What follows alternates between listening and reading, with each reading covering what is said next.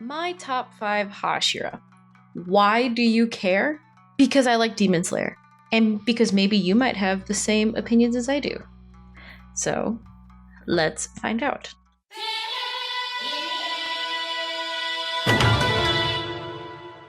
While it was incredibly challenging to narrow down my top 5 Hashira, I felt that this list wouldn't have been complete without including the Wind Hashira. Every time he was on screen or in manga, he proved himself to be deserving of his title, his place, and in the end, his survival. Him surviving the Infinity Castle arc in and of itself, I think, is an accomplishment, but that's getting ahead of myself. One thing I really enjoyed about Sanemi was how his personality really matched his fighting style.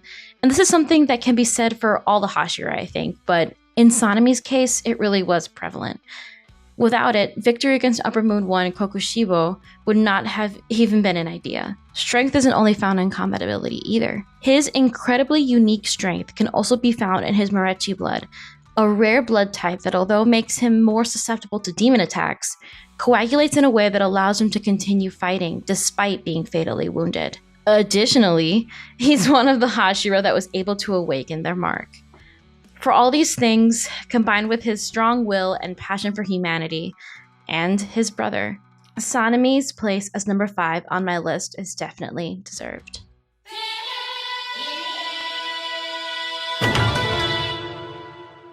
I think the fact that Muichiro is the youngest Hashira says a lot to his skill level. It's revealed to us that Muichiro obtained Hashira status simply 2 months since picking up a blade. As if the evident raw talent wasn't enough, learning about his tragic backstory allowed for me to empathize more with his character. The sheer precision he had, even on the brink of death, was incredibly admirable, as much as it was impressive to me. And I was moved heavily by his determination to win not just for himself, but for his comrades, which I believe was a tremendous factor that aided his victory against Upper Moon 5 Kyoko.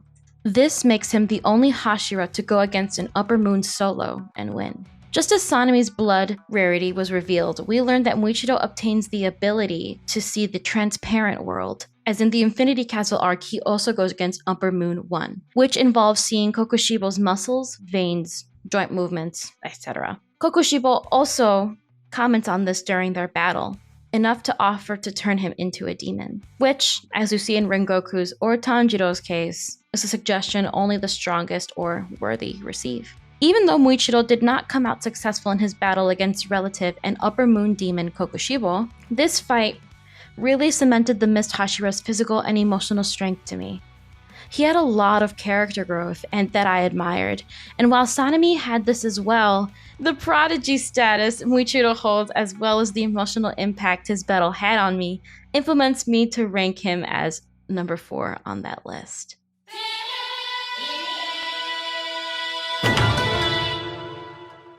Tengen Uzui, Sound Hashira. Sound Hashira, more like the cunty Hashira. Oh. Oh, brother, this guy stinks! If Tengen wasn't included on this list, I think it would be a capital offense, punishable by death, and he'd be the executioner. There are a lot of reasons that would make Tengen a top 3 Hashira for me, but the reason I would like to lead off with is the fact that he has not 1, but 3 wives. Did you say wives? In 3? 3 wives? There's no way! How did you of all people manage to get 3 wives? This is some kind of sex show!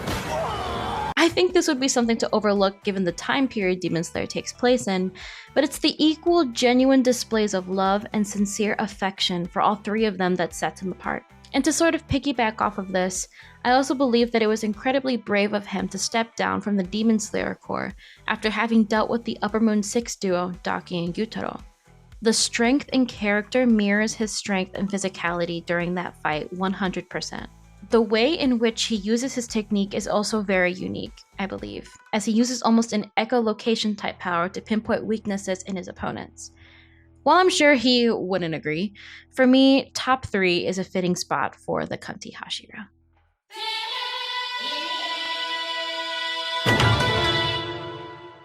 For me, it was fairly easy to decide who number 2's spot would belong to. Shinobu's character is one I really grew to admire as the plot progressed. Firstly, she takes care of her adoptive sister Kanao all on her own, and seems to be the primary caretaker for Tanjiro and gang when they're hurt or need a place to stay. She seems to have a large sense of compassion and hospitality, and I felt that that compassion and empathy showed no bounds when she learned about Tanjiro and Nezuko's situation. It takes a lot of empathy and emotional fortitude to put your hatred for demons aside, enough for them to live in your home especially. But she really sympathized with the siblinghood they shared, and I'm sure if the roles were reversed, she would have done the same as Tanjiro would have. It was also her physical fortitude that I really admired. Her body was not able to sustain proper breathing techniques like the other Hashira, so the fact that she had to adapt and learn how to cope and fight without something that seemed so vital to other core and Hashira members intrigued me about her. This, for me, displays a lot of strong will and determination that the other Hashira simply did not have to go through, which sets her apart. This strength is mirrored in her intellect. She and Lady Tamayo brought their knowledge of medicine, insects, and poison into concocting the serum that would ultimately reverse Muzan's regeneration abilities by slowly turning him human. It's ingenious. I mean, I truly believe had this poison not been manufactured, that there would not have been any way for Tanjiro or the Demon Slayers to have defeated Muzan. Her sacrifice was also extremely moving. She's the embodiment of, fine, I'll do it myself. The embodiment of, nah, I'd win. For real. I think it was the belief in their cause and humanity that moved me so much. But she was willing to give her life for her work and for the life she wanted her friends and Kanao to have, even if it did not include her. For her selflessness, cunning, and strength, I feel that she fits this number 2 spot.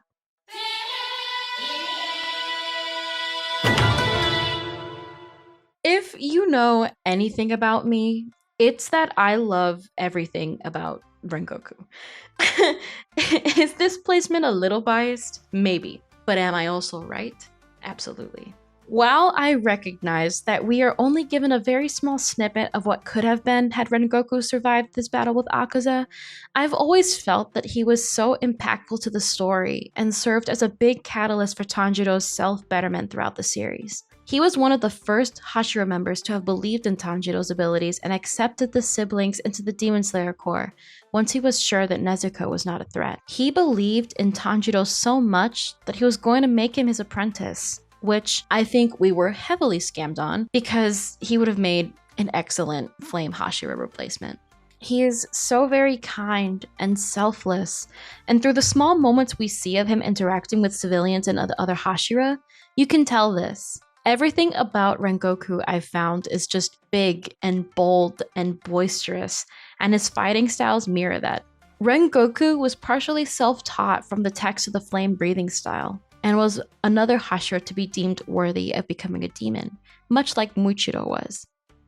He has a keen sense of extrasensory perception, which allows him to detect demons and their auras much faster than other Hashira. It also allows him to be able to pick up on his comrades' wounds and tell them how to treat them, as we see him do with Tanjiro after their fight on the Mugen train with lower rank 1 Enmu. No other Hashira seems to have this capability. His attitude and power left such a mark after his death that he is heavily referenced throughout the story by multiple characters aside from Tanjiro fondly. And personal biases aside, Rengoku lives on as number 1 on this list and number 1 in our hearts for real. Thank you so much for watching, and let me know what you think in the comments below. Do you agree with me? Are there other Hashira that you would have rather placed? What would your top 5 Hashira be? Let me know below.